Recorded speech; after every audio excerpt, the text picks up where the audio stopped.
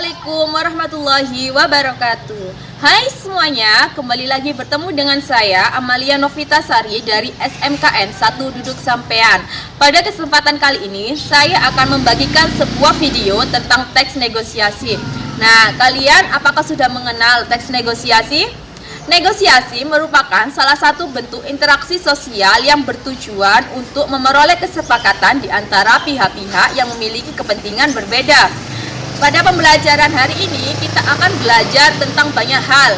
Yang pertama, pengertian dari negosiasi. Yang kedua, unsur-unsur yang harus ada di dalam teks negosiasi. Yang ketiga, faktor-faktor yang mempengaruhi keberhasilan negosiasi. Yang keempat, struktur teks negosiasi. Yang kelima, pola penyajian teks negosiasi. Yang keenam, pasangan tuturan. Yang ketujuh, surat penawaran atau niaga, dan yang terakhir yaitu kaidah kebahasaan dari teks negosiasi. Nah, untuk pembelajaran lebih lanjutnya, simak video ini sampai dengan habis ya. Teks negosiasi merupakan bentuk interaksi sosial yang bertujuan untuk mencapai kesepakatan di antara pihak-pihak yang mempunyai kepentingan yang berbeda.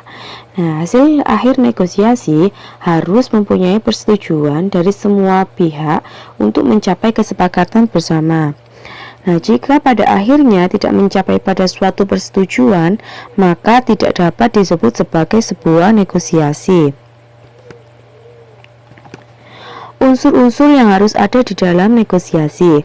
Yang pertama yaitu adanya partisipan. Partisipan ini biasanya pihak yang menyampaikan pengajuan dan penawaran. Yang kedua, adanya perbedaan kepentingan dari kedua belah pihak.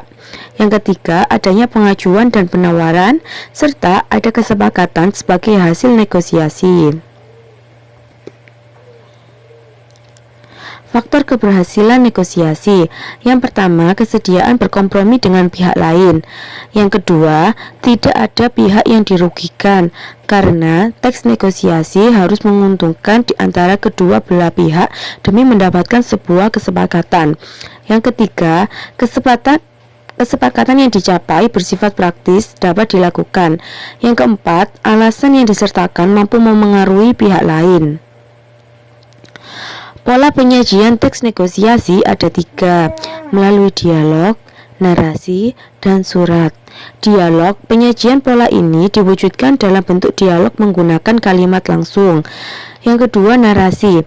Penyajian pola ini diwujudkan dalam bentuk gabungan dialog dan narasi menggunakan kalimat langsung. Yang ketiga, teks negosiasi disajikan melalui surat, seperti surat penawaran kepada perusahaan. Struktur teks negosiasi ada 4. Yang pertama, orientasi. Yang kedua, pengajuan. Yang ketiga, penawaran. Dan yang keempat adalah persetujuan. Orientasi adalah pembuka atau perkenalan antara dua belah pihak. Yang kedua, pengajuan adalah penjelasan mengenai barang atau jasa yang dibutuhkan oleh salah satu pihak. Yang ketiga, penawaran adalah proses tawar-menawar antara dua belah pihak yang kemudian disepakati oleh penjual atau penyedia jasa dan pembeli atau pengguna jasa. Yang terakhir, persetujuan adalah kesepakatan yang terjadi antara kedua belah pihak. Surat penawaran atau niaga. Surat niaga adalah surat yang digunakan dalam kegiatan perdagangan. Ada beberapa struktur dalam surat penawaran atau niaga. Yang pertama yaitu kop surat, yang isinya ada nama lembaga, alamat, serta website atau email. Dan yang terakhir yaitu logo lembaga, instansi atau organisasi. Yang kedua, nomor surat. Yang ketiga, lampiran jika ada. Yang keempat, hal. Yang kelima, tanggal surat. Yang keenam, alamat surat. Yang ketujuh, salam pembuka surat. Yang kedelapan, tubuh surat yang terdiri atas bagian pembuka, isi, dan penutup. Yang terakhir yaitu salam penutup surat, yang diikuti nama, jabatan, dan tanda tangan penanggung jawab surat.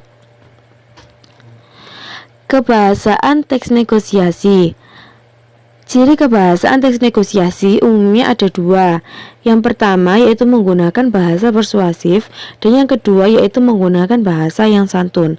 Paragraf persuasif merupakan ungkapan, ajakan, atau imbuhan. Bahasa santun juga memengaruhi keberhasilan negosiasi. Kata-kata yang digunakan menunjukkan kesopanan. Misalnya ada kata tolong, silakan, cobalah, percayalah, dan bolehkah. Kata-kata tersebut sebenarnya kata-kata yang bersifat perintah, tetapi disampaikan secara persuasif. Dengan demikian, dalam teks negosiasi terkesan sopan dengan sulit ditolak oleh lawan bicara.